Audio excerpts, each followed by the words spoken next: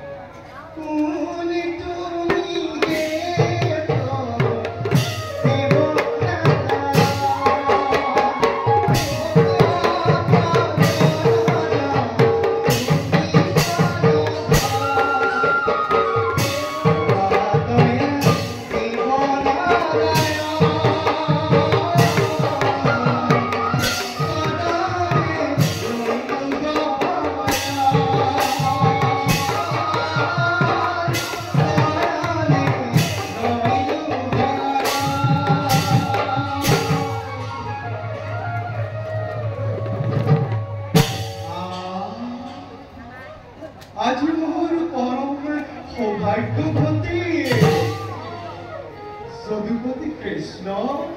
আৰু সমস্ত যাদৱ গণৰ মোৰ হলদৰে হে প্ৰভু সেই যাদৱ বীৰগণে মোৰ শত সহস্ৰ কৌটি কণিপাতে কৰিব গ্ৰহণ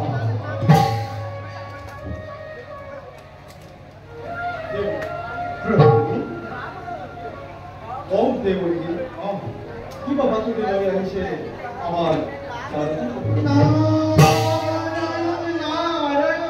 যদুপতি এটি সংবাদে প্ৰকাশ কৰিবৰ বাবে আহিছো মই আজি দান কাপোৰলৈ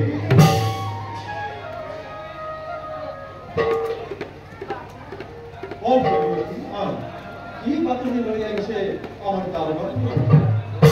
প্ৰভু কামদেৱৰ পুত্ৰ অনিৰুদ্ধ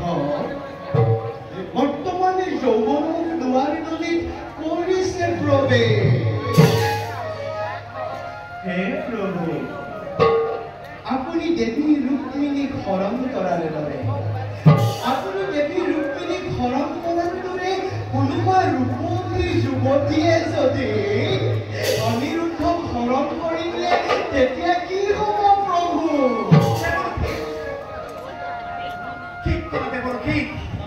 মোৰ পুত্ৰ অনিৰুদ্ধক হৰণ কৰিব কোনো যুৱতীয়ে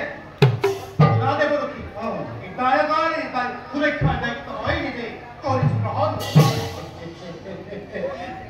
যাদৱ বীৰগণ মই মাত্ৰ কল্পনাহে কৰিছো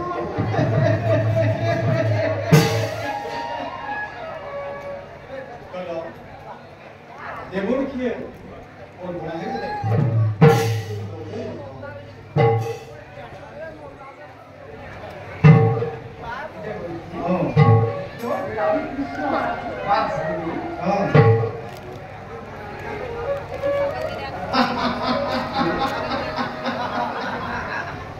ৰামকৃষ্ণ বান্ধবী তথাপিতো কিন্তু যাদৱ বীৰগণ তোমালোকৰে নিৰাপত্তাৰ আবেষ্টনী দেখি মই বাৰু কিয় মিছাতে কল্পনা কৰিছো অনিৰুদ্ধ কোনোবাই হৰণ কৰি দিব বুলি নহয় না কিন্তু এটা কথা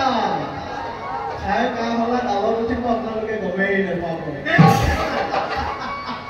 কিন্তু সেই যাদৱ বীৰগণ সাৱধান দৃষ্টিৰে থাকিব লাগিব এই দ্বাৰকা ৰাজ্য হে প্ৰভু উদ্দেশ্যটো সফল হ'ল যেতিয়া এতিয়া মই বিদায়হে মাগিছো কিন্তু যাদৱ বীৰগণ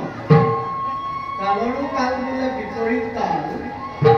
কিছুমান কথা নজনাকে থকাটোৱে ভাল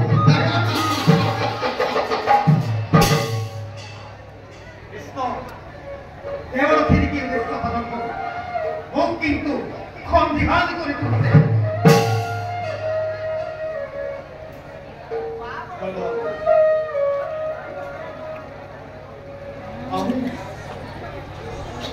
কুমাৰৰ সুৰক্ষাৰ বাবে এনে এটি গৃহ নিৰ্মাণ কৰিব লাগিব এটি মাত্ৰ উশাহ নিশাহ ল'বৰ বাবে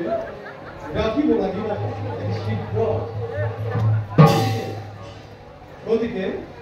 এতিয়া বলে যাওঁ আপোন